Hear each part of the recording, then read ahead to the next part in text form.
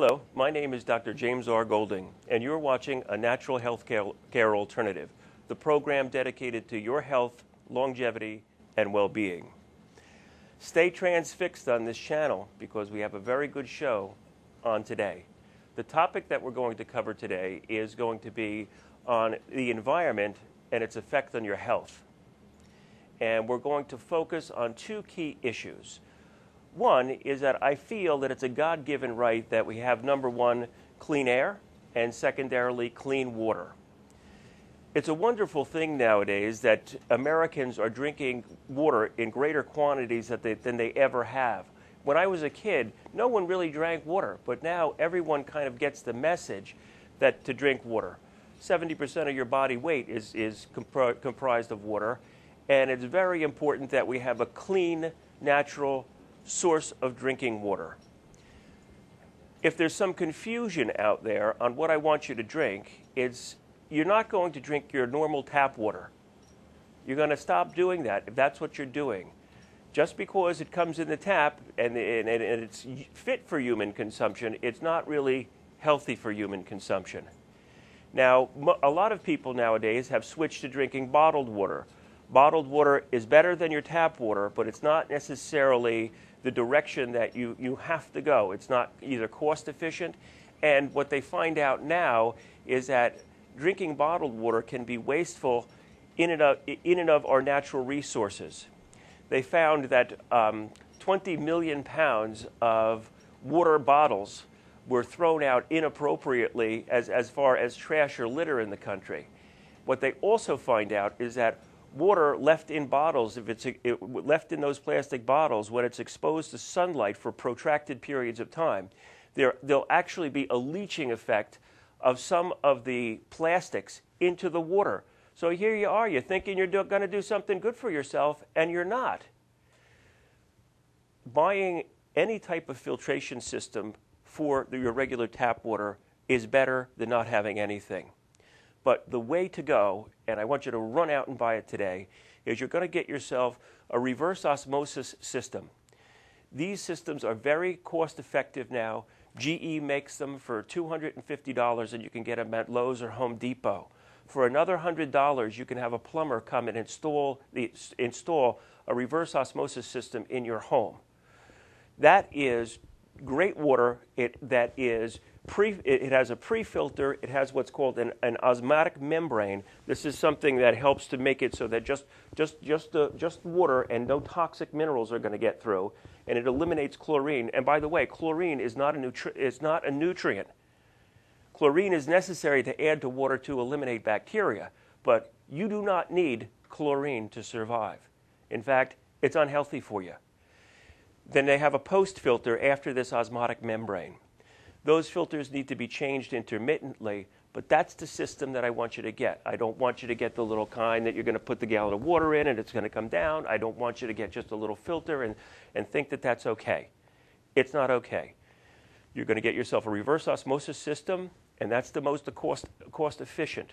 Secondarily, you're going to, if you don't want to do that, you can get a system that if you're not well physically, you can get a system that is a combination reverse osmosis and an alkalizer. And we've talked about alkalizing your body's bloodstream in our previous shows and the importance of alkalizing your bloodstream in our acid world, which brings on a lot of degenerative diseases and disorders. So if you're suffering from any chronic disease or disorder, or you have any type of life-threatening illness, or you just want to really, really get healthy, you're going to get yourself an alkalizing water unit, okay? So those are the two things that I really want you to consider. I don't want you to always go out and be buying bottled water. It's more of a convenience thing. Also, but water being put in glass is better. Once again, it's reusable. Like when I looked at the amount of recyclables that I was bringing out. I was having 2 of those blue containers that I was bringing out every 2 weeks, and it was filled predominantly with water containers. So one way in which we can cut down on that is to eliminate that.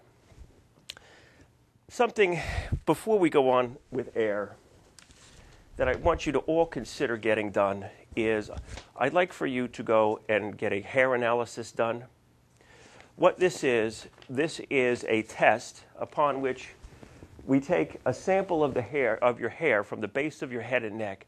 This is put into an instrument called the mass absorption spectrophotometer. What that does is it burns your hair and gives us a readout of all of the minerals and toxic minerals that your hair has incorporated as far as the growth process. If you're wondering whether you're getting toxins in your system, or even if you have well water, or is that water good or not? Because even well water can naturally contain a lot of toxic minerals. What this measures is a lifetime accumulation of toxic minerals. So not just what you've been exposed to recently. Toxicity and the toxic world in which we live, we need to neutralize that as much as possible. It is part of your strategy this year for how you're going to stay healthy. If a person is sick or ill, many times the strategies that we use to help a person get better are goal-oriented towards healing for that specific problem. But when you are feeling better and you're looking to obtain optimal health and well-being, then detoxification becomes an important strategy in you not only getting well, but staying well, and eliminating toxic mineral accumulation from your system can be done very, very efficiently with good, clean water that doesn't have the toxic minerals in it, and also proper nutritional health and well-being. This is an important time in your life right now. It's an important time for you to take control of your health and your well-being. It's also a good time to no longer be apathetic as a society, and we need people that want to lead our country. We need people that want to direct our resources in a positive and constructive manner. And apathy is no longer should be even taken into consideration. We can't be lethargic anymore. We can't be a reactive society. We must be a proactive society. We went into hibernation for God knows how long. It's not working now. We need to take back our way of life and make our way of life better for our children. So we talked about water. Now let's talk about leadership. And we're looking for new leaders. With me here today, I have Michael Hsing, and he's our guest on the program today. Michael, thank you for coming aboard today. Thank you for inviting me. And the reason for having Michael on the show, he's a long-time Bridgewater resident. He is a councilman in Bridgewater, and recently has announced his candidacy for U.S. Congress. And I have him on the show today as a person that is proactive in the environment, is proactive in helping us to preserve our resources, dealing with aspects of global warming and stuff like that. Michael, welcome aboard. And,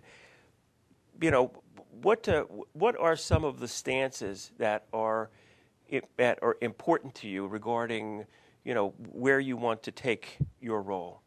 First of all, Dr. Golding, thank you for inviting me today to your classroom. I have learned a lot from you today, and I intend to continue to learn from you. Thank you. Regarding your question, I think the most important thing is what I said. We need to protect the environment and the surroundings for our children, generation after generation. We are right now destroying the environment, the habitat for our children to use to live, and also we're racking up a national debt they cannot pay back, not only in their generation, but for many generations to go. I'm really thinking about our next generations. So that's an important thing. Start from the environment, what you just talked about. Water, hey, we need to expand on that. How about air? the air surrounding us that we breathe in every day, the water we drink, as you said, all this, plus the environment we live in, plus the animal we live together with in this world, we need to protect all those because human being cannot live just by ourselves. No matter how super we are, we consider we're a super being in the animal world. But we need the whole environment. It's a whole game. Yeah. What are some of the functional steps that you think are important? Like, why is it that we're not getting government restrictions on the amount of miles per gallon per car? We have the technology, like we're not immediately going to pull away from fossil fuels, but I don't understand why they can't say, okay, a car's going to your car's got to have a minimal of 40 miles a gallon or 50 miles a gallon. It's kind of crazy to me. One thing, like, I don't like paying $3.03 for a gallon of gas. But in a way, if having these fossil fuels be more expensive, it may help us to get out of that business, or at least use those resources more appropriately. Absolutely. I totally agree with you. It's not only we're paying that money, which may not be worth it. Secondly, we're in the meantime polluting the environment, polluting the air, polluting the water, polluting the soil. So fossil fuel is really not the answer to our mainstay energy. We have many, many other options.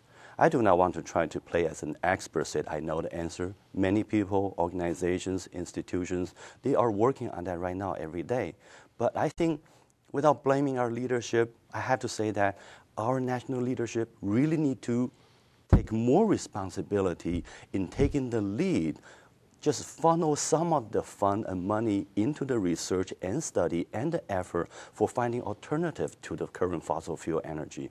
There are many, many things we can do. And my pet peeve is really the renewable natural energy. The sun above our head, the air we're breathing in, and also the wind blowing every day. Those things are on Earth for millions of years and will be surrounding us for the next millions of years. Why don't we make the full utilization of those? And that will be something I will be pushing. Do you think we'll get full, like, let's say we just go with an economy-driven society where, homes, people are buying solar panels for their homes, and in my neighborhood, I see these going up. They put a big sign on it, and my one assistant, she's got a big solar panel, and it's generating all their electrical needs. Do you think we're going to make? Do you think we can make a big difference without some degree of government involvement? I mean, does the government have to create incentive guidelines for this to happen? Oh, absolutely. I think really the government need to do is take the leadership, as I just said. And the leadership is not just talking. I'm a legislator myself. I think the legislator need to make some legislation that will mandate the utilize of renewable natural energy. Take the solar panels as one example. Recently, I've been pushing very hard in Bridgewater to have some legislation or at least some effort to put the solar panels up on the roof. If not on everyone's roof, but in some roof. Or, I couldn't help but think, because I know that that's a pet issue of yours. I mean, I can't believe that they don't have efficient solar panels on every public school, at least to start. Because these schools are going to be there. They're not going anywhere. They're going to be there the next 50 years. And the return on the investment, I can't believe it's going to be such a long period of time. I know that's often a concern for people. Like, when is it going to pay for itself? Right. Or how much do I have to put out?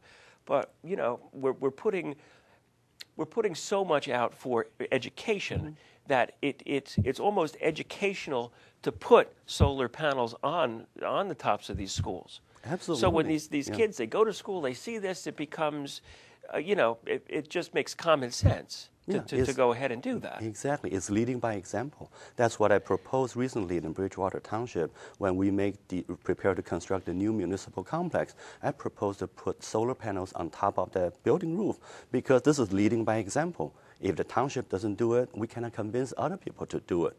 And some people will have a question. Usually people ask me questions. Well, how much energy can we generate? How much electricity can we generate from the little solar panels on the roof. It's not enough for the whole building to use. That's absolutely correct in some of the cases. But why are we thinking about always 100%? You put up a solar panel roof there, it doesn't need to generate 100% of the energy or the electricity. If that can generate 20%, 30% to offset your bills, that's helpful to your checkbook. But think about the environmental impact. You're saving the electricity from the power company, saving the power company from burning coals or oil or any other fossil fuel to generate that energy. That's putting a big dent into protecting the environment. Yeah. And that's big help. Let's not think about whether any solution is 100% or not. Let's make our effort one step at a time, starting from today. You know, I mean, we just need to do more of it. I mean, I see some signs of this going on, but it's like I'm almost concerned that we're not implementing what we know quick enough. Like, so when it gets to this, the topic of global warming, which is obviously it's a worldwide international problem, and for those that are still not believers, I mean, I can't believe that those people exist, but you know, I think that as a nation and as the world's largest consumer of energy products, I mean, we really, really need to push, and we need to push now.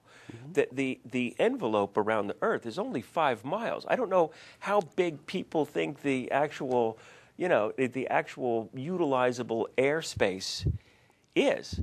I mean, it's a fragile little space that we have all this oxygen that we're all sharing throughout the course of the world. So unless, I mean, we really need to implement this stuff to lead by example and have it be a norm. I'm almost convinced that they need to try to encourage new home construction to have some component of solar or wind or alternative energy incorporated into there. I realize that we're getting to a period of time, tough economic situation and slowdown. But if the government can make it so that people have tax incentives to purchase these products, it just makes a lot of sense. To go in that direction. Yeah, absolutely agree. And I have given a very good thought about that. Just using the automobile as one example, we have the fossil fuel engine car sitting here on everyone's driveway, probably including both yours and mine. I wish I can purchase another vehicle that's using anything different from fossil fuel, but the options are not that many, and it's not really there. How can we kind of break this barrier?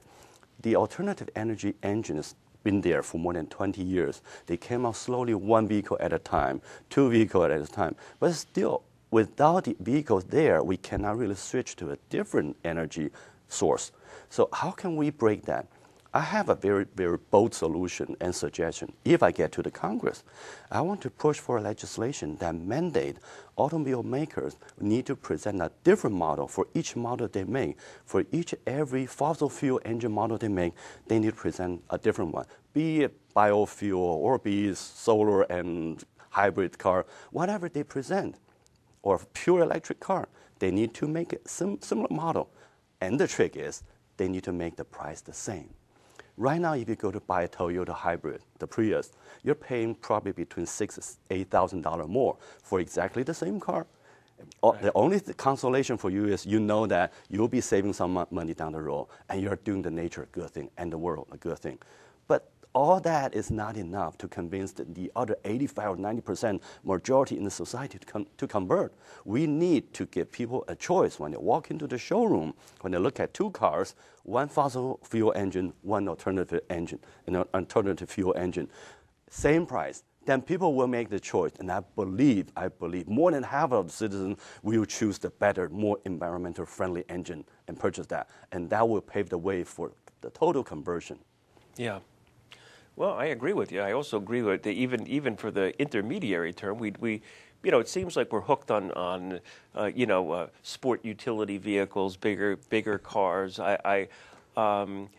Once again, I think the price of gas and fossil fuel is going to get to the point where it's going to start to dictate, people buying, more economical cars, and I certainly hope so.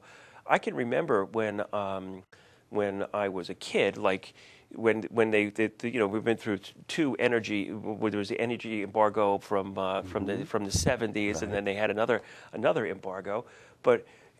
I can remember where the big selling feature for cars used to be, what was the MPG? How many miles per gallon? That would be one of the first questions you ask. How many miles per gallon do you get? And that seemed to have vaporized in our society. I guess because of abundance.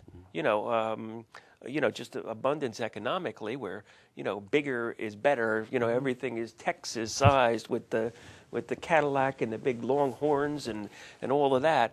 But I really think that we ought to get out of that business of more and more and more. I mean, we've got to, conspicuous consumption no longer seems to be in or shouldn't be in.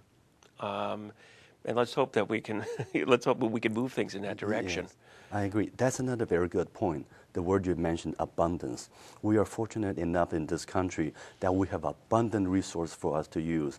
And sometimes we forgot about that. The other part of the world, across the globe, people are lacking of every needed resource. Back to what you said earlier in this program, the water. People in some other part of the world, like in Africa, they don't even have any healthy, let alone clean water to drink. I know. Forget about healthy. They don't have water to drink in some of the areas. So if we have this kind of abundant resources, we need to think about how can we save sometime and we can help other people in this part of the world. Well, I think that we have the ability to purify our society, purify our systems physically,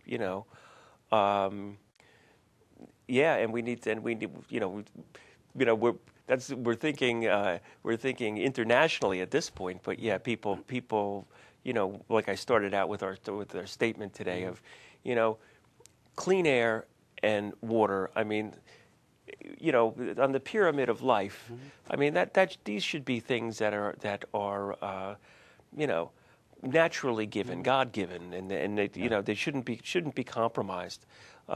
Everything else we're going to have to work for, and in New Jersey we certainly work harder than I think in any place in the world. Hardest working people's just to make things going. Yeah. But I was even thinking too. When I was saying about the water filters, is that I think a very simple step too is that even if they had a water filtration system that they put in, that they attach to water fountains in school, that's a very simple step. I mean, that's our children, and it's just so important that they get the clean fuel. People understand, if we're talking about gas and petroleum products, if you have regular gas and your car needs premium to function properly, the octane ratio isn't the same. It doesn't work right. Yeah. Well, we need the same purity of of water and oxygen and things like that to make our systems function right. For the human engine. Exactly. Yeah. I mean, people sometimes we see people think or give more thought to mechanical things than they do to just their own life and world. And I also think that people aren't fully aware of the impact that unless we make these changes quick and radical, I mean, we're going to suffer the repercussions of the damage that we've done to our environment as far as the atmosphere and global warming. I mean, even if we did everything right now, things are going to get significantly worse, at least over the next 50 years, even if we don't continue to do anything bad. Yeah, it's going to continue. You and I are certainly young guys, but we're gonna make it out of this world and this life that we know without a dramatic change in things. Right. But we certainly want the world in which we're trying to preserve, and quote, American way of life, if you know, you use these, you know, kind of corny terms or whatever, but I think that Americans are very adaptable people. I think as a society, we can actually make changes quicker than any other society when we're driven and when we're interested and when we're not lethargic and lazy and complacent and not interested in politics and not interested in, you know, voting. You know, right, I mean, people got to go and, you know, have to do all of this stuff. Yeah, I agree. And actually, people do not have to do that much to protect our environment. That's the end of our program. And for Natural Healthcare Alternatives, I'm Dr. James R. Golding, and have a good day. Thank you, Dr. Golding.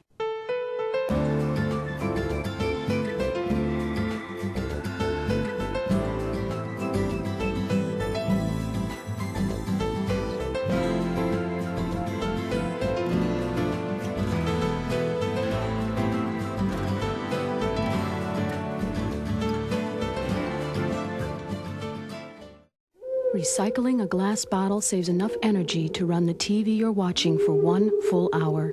Recycle. It's the everyday way to save the world. I hang out with a pretty trashy circle, the circle that helps this circle. It starts when we recycle trash at home. It's completed when we buy products made from recycled materials.